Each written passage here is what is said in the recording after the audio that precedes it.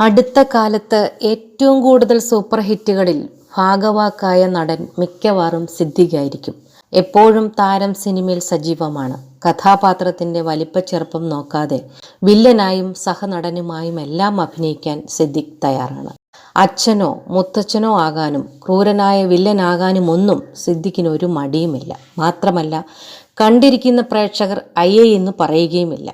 മലയാളത്തിൽ സിദ്ദിഖിനാണെങ്കിൽ തമിഴിൽ പ്രകാശ് രാജിനെ പോലെ അപൂർവം ചിലർക്ക് ഇങ്ങനെ ഒരു ലൈസൻസ് പ്രേക്ഷകർ നൽകിയിട്ടുള്ളൂ.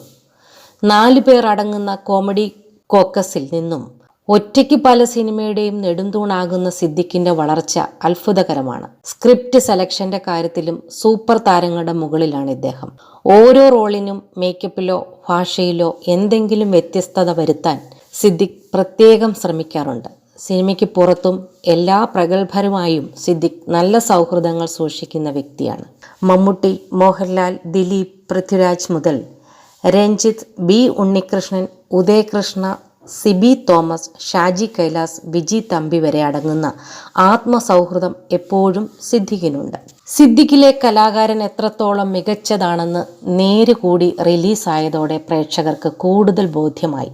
നേര് റിലീസിന് ശേഷം അനശ്വരയ്ക്കും മോഹൻലാലിനും സിദ്ദിഖിനുമാണ് ഏറ്റവും കൂടുതൽ പ്രശംസ ലഭിക്കുന്നത്. ഇപ്പോഴിതാ നടൻ പ്രണവ് മോഹൻലാലിനെ കുറിച്ചും സ്വന്തം മകനും നടനുമായ ഷഹീനെക്കുറിച്ചും സിദ്ദിഖ് പറഞ്ഞ കാര്യങ്ങളാണ് വൈറലാകുന്നത്. പ്രണവിനൊപ്പം ആദിയിൽ ഒരുമിച്ച് പ്രവർത്തിച്ചപ്പോഴുള്ള അനുഭവമാണ് സിദ്ദിഖ് പങ്കിട്ടത്. ഒരിക്കൽ ഷൂട്ടിംഗ് ഇല്ലായിരുന്നതുകൊണ്ട് ഞാൻ മോഹൻലാലിനൊപ്പം ഒരു ആയുർവേദ ട്രീറ്റ്മെൻറ്റ് സെൻറ്ററിൽ പോയിരുന്നു. ഞങ്ങൾ അവിടെ ചികിത്സയിലായിരുന്നപ്പോൾ പ്രണവ് മോഹൻലാലിനെ കാണാൻ അവിടെ വന്നിട്ടുണ്ടായിരുന്നു. അവൻ കുട്ടിയാണെന്ന് ഞാൻ നോക്കുമ്പോൾ അവൻ എവിടെയൊക്കെയോ കറങ്ങിയിട്ട് വരികയാണ്. എവിടെ പോയിട്ട് വരികയാണെന്ന് ചോദിച്ചപ്പോൾ അവിടെ ഒരു മരത്തിൻ്റെ മുകളിൽ കയറിയിട്ട് അണ്ണാറക്കണ്ണിൻ്റെ കുഞ്ഞിനെ കണ്ടിട്ട് വരികയാണെന്ന് പ്രണവ് പറഞ്ഞു. ഞാൻ ഇതേക്കുറിച്ച് മോഹൻലാലിനോട് പറഞ്ഞപ്പോൾ അവൻ അത്തരം ജീവികളെയൊക്കെ ഭയങ്കര ഇഷ്ടമാണെന്നാണ് പറഞ്ഞത്.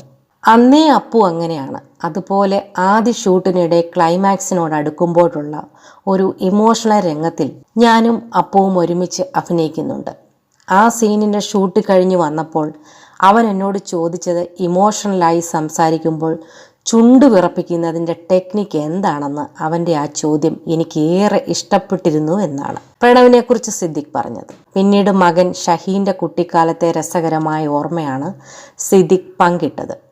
ഷഹീൻ 1ലോ മറ്റോ പഠിക്കുമ്പോൾ എനിക്കൊപ്പം ഒരു സീരിയലിൽ അഭിനയിച്ചിരുന്നു. വിജി തമ്പി പറഞ്ഞിട്ടാണ് അവനെ ഞാൻ അഭിനയിപ്പിക്കാൻ കൊണ്ടുവന്നത്. അവനും അന്ന് സന്തോഷത്തോടെ വന്നു.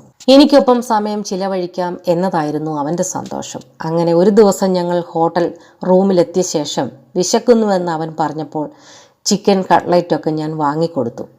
അവൻ അത് കഴിച്ചുകൊണ്ട് ബെഡിലിരിക്കുകയാണ്. ആ സമയം ഞാൻ അവൻ്റെ മുഷിഞ്ഞ വസ്ത്രങ്ങൾ അലക്കി റൂമിൽ തന്നെ ഉണങ്ങാൻ വിരിച്ചിട്ടു. പിറ്റേ ദിവസം ഷൂട്ടിനിടേണ്ട വസ്ത്രമാണ്. ഇതെല്ലാം വീക്ഷിച്ചിരുന്നതിന് ശേഷം അവൻ എന്നോടൊരു ചോദ്യം ചോദിച്ചു.